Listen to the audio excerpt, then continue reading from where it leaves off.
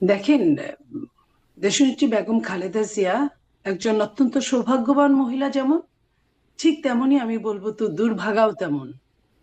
ওনার জীবনটাই, উনি সারাটা জীবন উৎসর্গ করেছে গণতন্ত্রের জন্য। বিভিন্ন সময় আন্দোলন সংগ্রামে লিপ্ত থেকে আন্দোলন করতে করতে একটা সময় আপসহীন নেত্রী হিসেবে উনি বিবেচিত হয়েছেন, গণতন্ত্রের নেত্রী হিসেবে উনি বিবেচিত হয়েছেন।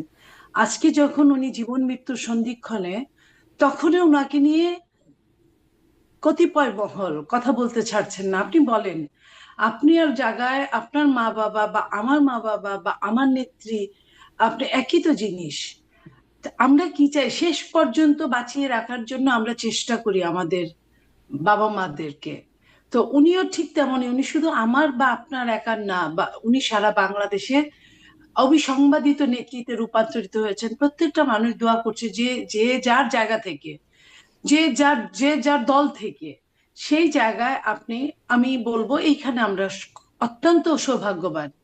কিন্তু যখন আবার রা- বাজে কথাটা উঠে যে উনি আছেন কি নাই, দেখেন, যদি না থাকেন, পৃথিবীতে কেউ চিরস্থায়ী হিসেবে থাকতে আসে নাই।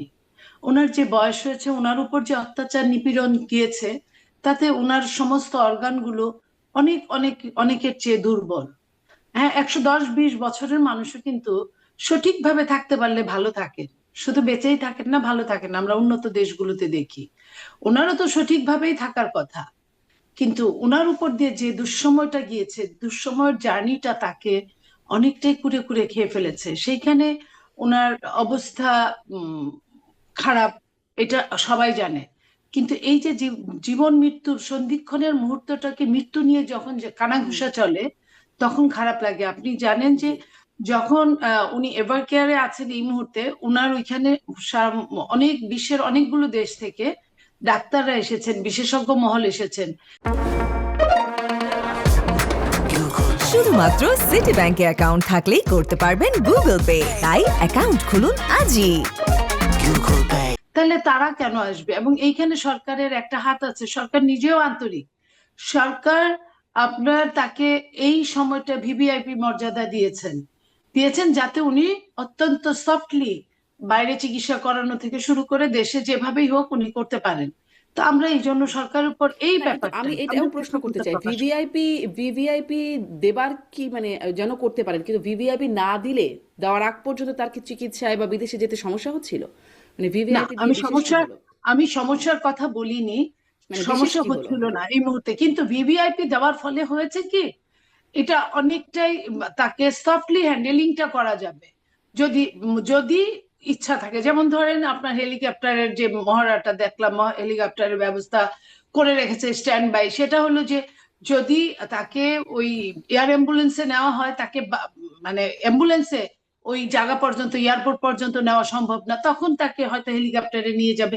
এই জিনিসটা তো আগে পেতো না, ওইভাবে পেতো হুম। না। যেটা সরকার তার হুম। অনেকটা দায়িত্ব নিয়েছে, ওইখানে অনেক মানুষের ভিড় আরো বাড়তো। তাতে কি হতো, একটা আরেকটা হইচই হতো। ওইটা একটা হসপিটাল, সেই হসপিটালের উপর তো আরো অনেক রুগী আছে, উনি একাই রুগী না। এগুলো সবকিছু মিলে আমরা বা আমাদের দল কখনোই চায় না অন্য কারো, আমাদের নেতা নেত্রীর জন্য অন্য কারো কোনো প্রবলেম হোক।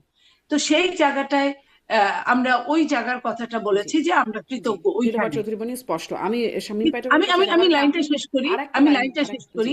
সেটা আচ্ছা। হচ্ছে যে, তাহলে এই ধরনের কথা যেহেতু যখন আসে, তখন সরকার কিন্তু আমাদের সরকার না, মানে বিএনপি সরকার না, হুম। এবং যে ডাক্তারগুলা তারাও বিএনপি ডাক্তার না।